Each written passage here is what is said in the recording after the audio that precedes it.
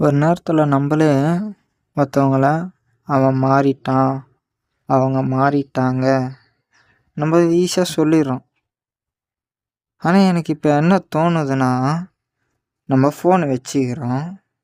அந்த ஃபோனுக்கு back case temper கிளாஸ்லாம் ரொம்ப மோசமாகிடுச்சு. அதை மாற்றுறோம்.